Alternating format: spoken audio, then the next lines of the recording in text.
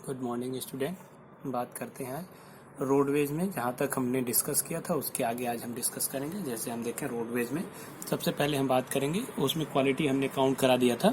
Quality में अगर देखा जाए तो हमने काउंट किया था कि क्या क्या क्वालिटीज़ पाई जाती हैं रोडवेज की, डोर टू डोर जो है सप्लाई देने के लिए, या फिर हम कह लें क्रिटिकल सिचुएशंस पे भी इसको हम कंस्ट्रक्शन कर सकते हैं इसका। दूसरी चीज़ जो मैन्युफैक्चरिंग कॉस्ट होती है रेलवे के कंपैरिजन में कम होती है। अब हम आज डिस्कस करेंगे रोडवेज पे कि किस किस टाइप में कैटेगरी कौन कौन सी बनाई गई है रोडवेज की, इसकी बात कर लेते हैं। तो रोडवेज की कैटेगरी में आप देखें, पहले है गोल्डन क्वाड्रिलेटरल या सुपर हाईवे। तो गोल्डन क्वाड्रिलेटरल या सुपर हाईवे किसको कहते हैं, आप देख लीजिए कि जो ये 4 या 6 लेन की जो आपकी रोड बनाई गई है, कहाँ से, दिल्ली से कनेक्ट किया गया है कोलकाता को, कोलकाता से चेन्नई, चेन्नई से मुंबई, और फिर मुंबई को दिल्ली से कनेक्ट कर दिया गया है।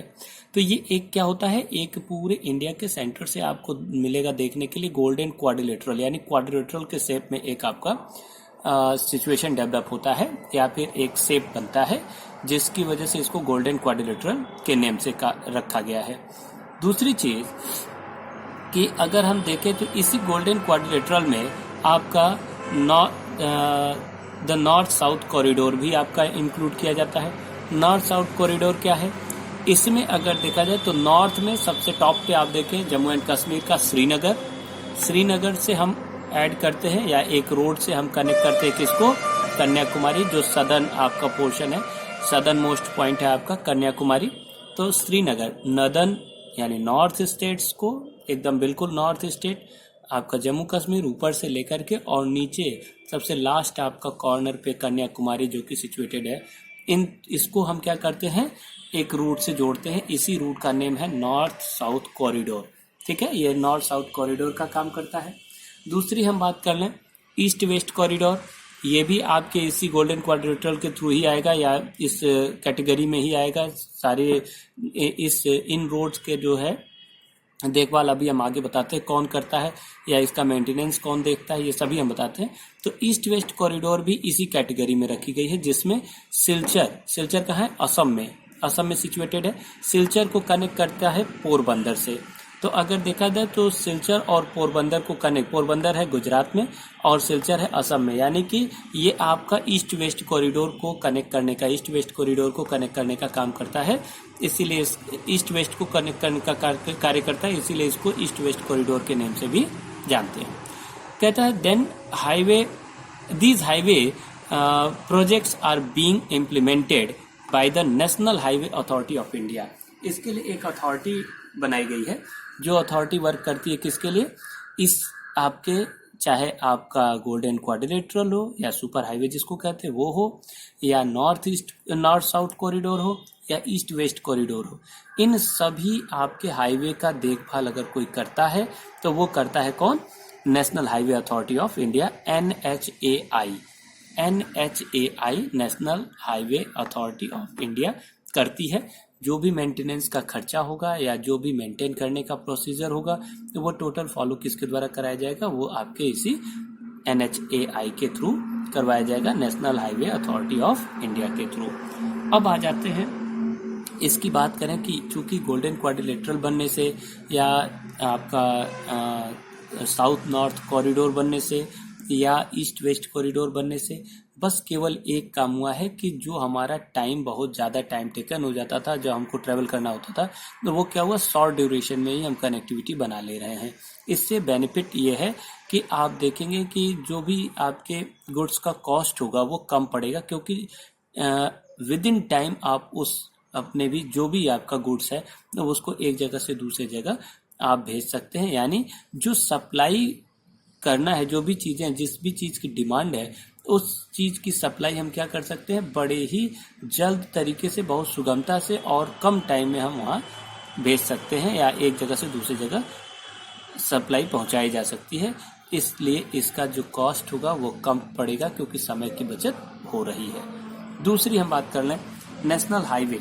अब नेशनल हाईवे की बात करें तो नेक्स्ट टॉपिक आपका बनता है नेशनल हाईवे। नेशनल हाईवे में आप देखें कि यहाँ पे कहता है these highways link extreme part of country, यानी जो एक्सट्रीम बाहरी पार्ट है, जैसे किसी भी स्टेट का बाहर जो कनेक्टिविटी बनती है जिस हाईवे के थ्रू, जैसे मान लीजिए यूपी का आप देख लें कि कनेक्टिविटी बन रहा हो आपके दिल्ली से, ठीक है ना, या फिर हम कह लें कि दिल्ली का कनेक्टिविटी बन रहा हो हरियाणा से, तो जो ये बाहर एक्सट्रीम पार्ट है आपके किसका, एक रोडवेज का, उसको हम क्या कहेंगे, उसको हम नेशनल हाईवे की संज्ञा देते हैं या नेशनल हाईवे के नेम से जानते हैं।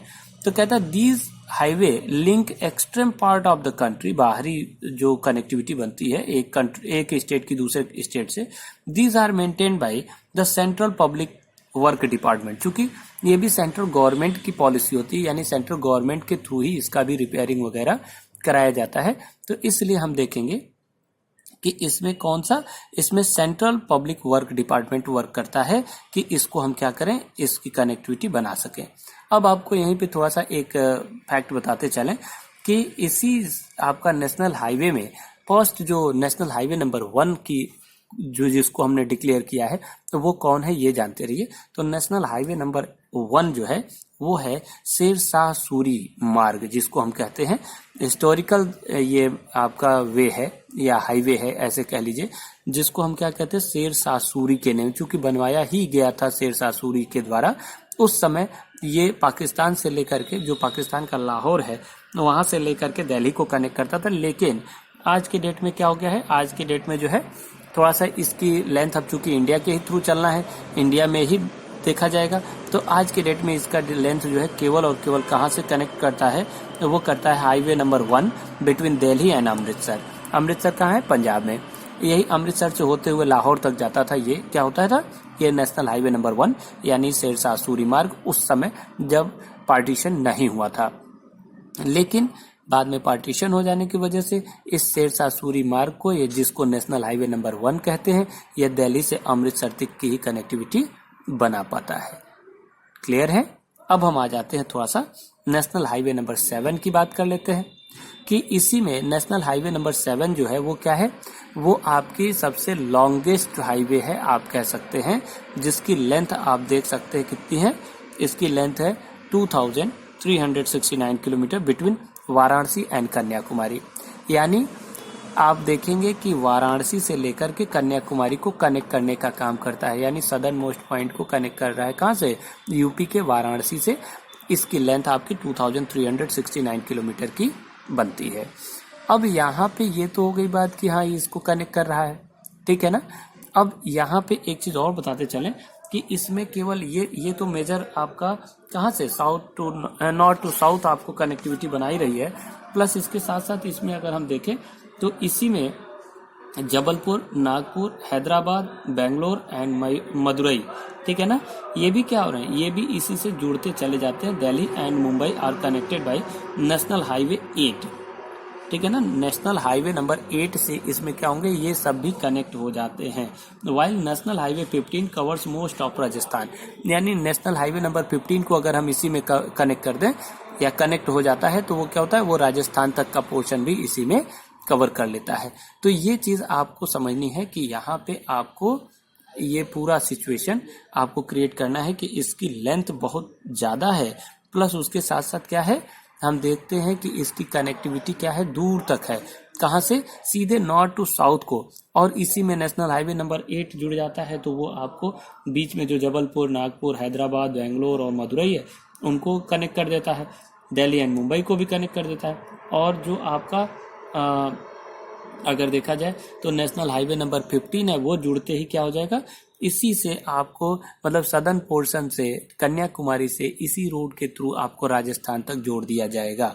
तो ये चीजें आपको, आप थोड़ा मैप यहाँ बगल में दिया हुआ है पेज नंबर 83 पे, इसको भी थोड़ा सा एक बार रीड कर लीजिएगा, थोड़ा देख लीजिएगा, समझ लीजिएगा कौन कौन से हाईवे नंबर भी उस पर लिखे हुए हैं, नेशनल हाईवे नंबर कौन सा 1 है, 2 है, 3 है, सर्च करिएगा आपको सब कुछ मिलेगा इसमें। आगे चलते हैं, हम थोड़ी सी बात करते हैं आपके स्टेट हाईवे की, ठीक है।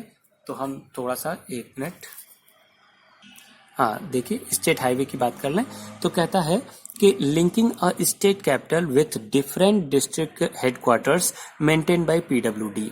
इसमें ज्यादा कुछ नहीं समझना, इसमें यही समझना है कि जो स्टेट हाईवे, तो मतलब एक स्टेट के अंदर जो हाईवे आपकी कनेक्टिविटी बनती है, हाईवे से किसको, जो डिस्ट्रिक्ट, छोटे छोटे डिस्ट्रिक्ट जो बनाए गए हैं एक स्टेट के थ्रू, उन डिस्ट्रिक्ट को किससे, एक आपके स्टेट के कैपिटल से कनेक्टिविटी, जो एक रूट के थ्रू कनेक्टिविटी बनाई जाएगी, उस हाईवे को हम क्या कहते हैं, स्टेट हाईवे कहते हैं। और जिसका मेंटेनेंस जो होता है वो किसके द्वारा, पब्लिक वर्क डिपार्टमेंट यानी PWD, पब्लिक वर्क डिपार्टमेंट के थ्रू किया जाएगा। इसकी पूरी रिस्पॉन्सिबिलिटी किसकी होती है, स्टेट हाईवे अथॉरिटी की होती है। यानी अगर देखा जाए तो पब्लिक वर्क डिपार्टमेंट की होती है। इसकी मेंटेनेंस, रिपेयरिंग जो भी करवानी है तो वो आपका PWD work, public work department या PWD आपका कंप्लीट करवाएगा। आगे आ जाते हैं, इसमें क्या देखते हैं कि डिस्ट्रिक्ट रोड्स क्या है, कि जो अभी आपने देखा स्टेट में, तो स्टेट कैपिटल को किससे, डिस्ट्रिक्ट हेडक्वार्टर से जोड़ा जाता था।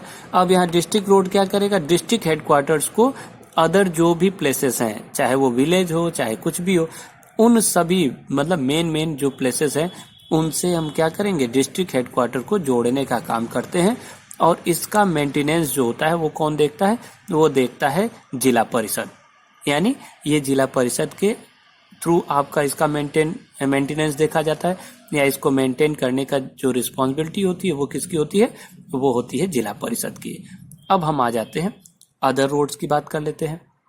तो अदर रोड में जैसे विलेज को सिटी से जोड़ना या डिस्ट्रिक्ट से जोड़ना, या फिर एक विलेज को दूसरे विलेज से जोड़ना, ये जो छोटे छोटे रोड्स आपके बनते हैं, इन रोड्स को हम देखें तो ये क्या है, ये अदर रोड के थ्रू आ जाएंगे। इसमें सबसे बड़ा अगर देखा जाए तो रिवोल्यूशन हुआ, या फिर कह लीजिए एक बहुत बड़ी क्रांति हुई, तो वो ही कब, जब प्रधानमंत्री ग्रामीण सड़क योजना चलाई गई। और ये प्रधानमंत्री ग्रामीण सड़क योजना चलाई गई थी आई थिंक अटल बिहारी वाजपेयी के थ्रू, जब उनकी गवर्नमेंट थी। उन्होंने क्या किया था, उनका ये सबसे मेन थीम था कि हम क्या करेंगे, कम से कम सभी विलेज को कम से कम क्या करें, एक पक्की सड़क से जोड़ने का प्रयास करें। तो इसी के थ्रू अगर देखा जाए तो प्रधानमंत्री ग्रामीण सड़क योजना चलाई गई थी, और इस योजना के थ्रू जितने भी विलेज थे उनको हमने देखा है कि किससे, इस आपके कहीं न कहीं इन चीज़ों से, या फिर आप कह लीजिए कि मेन सिटी से जोड़ने का प्रयास किया गया था, या डिस्ट्रिक्ट से जोड़ने का प्रयास किया गया था। आगे आ जाते हैं, बॉर्डर रोड की बात कर लेते हैं। तो बॉर्डर रोड्स की बात करें तो थोड़ा सा 1 मिनट हम आगे बात करते हैं। बॉर्डर रोड की बात करें तो यहाँ पे देखिए कहता है कि this organisation was established in 1960। सबसे पहली चीज़ कि 1960 में जब चाइना से 62 में वार होने की हुआ, उसके पहले हम देखे हैं कि जो नॉर्दर्न बॉर्डर है और जो आपका नॉर्थ ईस्टर्न बॉर्डर है, नॉर्थ ईस्टर्न बॉर्डर जो है वो चाइना से लगता है, और इधर नॉर्दर्न बॉर्डर देखें तो नॉर्दर्न बॉर्डर से लेकर के नॉर्थ ईस्टर्न पूरा आपका ये जो इसका स्प्रेडनेस है वो चाइना से कनेक्टिविटी बनती है। वेस्टर्न बॉर्डर आपका पाकिस्तान से लगता है। तो अगर हम देखें तो जो चाइना से कहीं ना कहीं संभावनाएं बनी युद्ध की, तो वो क्या करती हैं, वो इस एस्टेब्लिशमेंट की बात करती हैं कि एक ऑर्गेनाइजेशन बनाया गया जो कि 1960 में बनाया गया, और इसको क्या किया गया, इस ऑर्गेनाइजेशन के थ्रू हम देखें for the development of the roads of strategic importance in the northern and the north eastern border areas. यानी अगर हम देखें तो इसको उनको लग गया, सभी लोगों को ये लग गया उस वार के समय में कि कहीं ना कहीं क्या है, नॉर्दर्न स्टेट्स के जो बॉर्डर एरियाज हैं उनको कहीं ना कहीं डेवलप करने की जरूरत है, आवश्यकता है। और इसलिए आवश्यकता है क्योंकि 1962 में जो चाइना से वार हुआ उस समय की क्रिटिकल सिचुएशन ये बताती है कि कहीं ना कहीं इसको स्टेब्लिश करने की आवश्यकता पड़ी। दूसरी चीज़ यहाँ पे आज के डेट में अगर देखें तो इसी बॉर्डर रूट की वजह से ही चाइना का और दिमाग खराब हुआ है। प्रेजेंट टाइम की मैं सिचुएशन की बात करता हूँ, क्योंकि इंडिया बहुत तेज वहाँ पे बॉर्डर पे रूट्स बनवा रहा है, जिससे हम क्या कर सकें, जो भी सप्लाईज हैं किस चीज़ की, जैसे हम कह सकते हैं कि यहाँ पे देखिए यहाँ पे कह रहा है कि अगर देखा जाए तो these roads have improved accessibility in areas of difficult terrains and have helped in the economic development of these areas। दूसरी चीज़ यहाँ पे देखा जाए कि इम्पोर्टेंस इसलिए बढ़ जाती है कि उन जगहों पे, जैसे हमारे जो भी जवान्स हैं या जो भी हमारे सोल्जर्स हैं, उनको जो फैसिलिटी प्रोवाइड करनी है, चाहे फूड ग्रेन्स प्रोवाइड करना है, तो वो हम क्या कर सकते हैं, जब तक रोड नहीं रहेगा तब तक हम क्या कर सकते हैं, हम टाइमली नहीं पहुंचा सकते। इसलिए ये रोड होना बहुत इंपॉर्टेंट है। अगर कोई भी उधर से अदर कंट्रीज़ के थ्रू अगर कोई प्रॉब्लम क्रिएट किया जाता है तो हम उसका तुरंत जवाब दे सकते हैं। इसके लिए क्या है, ये बॉर्डर रोड्स का होना बहुत ज़्यादा इंपॉर्टेंस रखता है। अब इसके आगे हम थोड़ी सी बात कर लेते हैं कि roads can also be classified on the basis of type of material used for their construction. Road को जो है हम किस आधार पे, हम इसके मेंटेन में या इसके कंस्ट्रक्शन में जो मटेरियल लगता है उसके बेस पे भी हम इसको क्लासिफाई कर सकते हैं। उसमें क्लासिफिकेशन कैसे करेंगे, देखिए यहाँ पे एक होता है मेटल रोड, यहाँ पे दिया हुआ metal road may be made of cement, ठीक है ना, और सीमेंट, कंक्रीट और इवन बिटुमेन ऑफ कोल, जो कि आपके सामने चारकोल वगैरह से बनाया जाता है, या आप देखें तो आपको मोर्टार बना करके जो है सीमेंट और कंक्रीट के यूज से बनाया जाता है। तो वो रोड्स क्या है, ये मेटल्ड है। और जो आपके क्या है, जो रोड जैसे कच्चे रोड हैं उनको हम अनमेटल्ड रोड कहते हैं। तो यहाँ पे दो कैटेगरी, एक अनमेटल्ड रोड और एक मेटल्ड रोड, ये दो कैटेगरी बनाई गई है। अब अगली चीज देखें कि unmetalled road go out of use in the rainy season. भाई स्वाभाविक है, जब क्या होगा, जब कच्चे रोड होंगे यानी अनमेटल्ड रहेंगे तो वो क्या हो जाएंगे, वो रेनफॉल होते ही कहीं ना कहीं डैमेज हो जाएंगे और वहाँ पे फिर वो यूज से बाहर हो जाएंगे उस समय, तो उस रोड का कोई मतलब नहीं रह जाता है। अब थोड़ी सी बात कर लें कि डेंसिटी, रोड डेंसिटी की। The length of roads per square kilometre of area is known as density of roads, यानी पर 100 स्क्वायर किलोमीटर एरिया में रोड कितने किलोमीटर की बनी हुई है, यही क्या होता है, ये रोड की डेंसिटी को बताती है। तो यहाँ पे आप देख लें कि यहाँ पे दिया हुआ है कि density of all roads varies from only 10 kilometre in Jammu Kashmir to 375 kilometre in Kerala with the national average of 75 kilometre 1996 to 1970, ठीक है ना। Road transportation in India faces a number of problems keeping in view the volume of traffic and passengers. The road network is inadequate. About half of the roads are unmetalled and this limits their usage during the rainy season. अब कहीं ना कहीं क्या है कि अगर देखा जाए तो आप सबसे कम रोड की जो डेंसिटी आपको देखने के लिए मिलती है वो जम्मू एंड कश्मीर में मिलती है 10 किलोमीटर, ठीक है ना। और अगर हम सबसे अच्छी देखें तो केरला में देखने के लिए मिलती है, ये डेटा दिया गया है 1996 से लेकर के 97 तक का। तो अगर यहाँ पे आप देखें तो ये आपको देखने के लिए मिलती है कि जो साउथ इंडिया में केरला है वो सबसे अच्छे सिचुएशन में है रोड डेंसिटी के अकॉर्डिंग। और यहाँ पे जो आपके इंडिया में हाईवे की कंडीशन है या फिर हमारे वहाँ जो रोड्स की कंडीशन है वो कहीं ना कहीं बहुत ज़्यादा प्रॉब्लमेटिक है। क्यों? क्योंकि आपको देखने के लिए मिलेगा कि बहुत ज़्यादा पोर्शन रोड का जो है वो अनमेटल्ड है, जो कि क्या हो जाता है, रेनी सीजन में अनयूज्ड हो जाता है, यानी किसी काम का नहीं बचता है। तो कहीं ना कहीं इसको इम्प्रूव करने की अभी भी ज़रूरत है, ठीक है ना।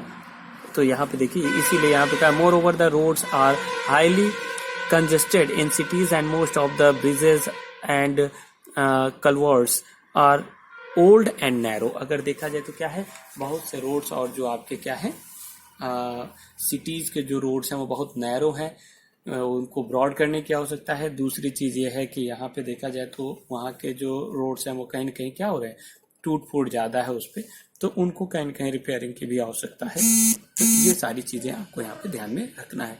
आज के लिए इतना ही, नेक्स्ट डे फिर आगे हम रेलवेज पे डिस्कस करेंगे। Thank you.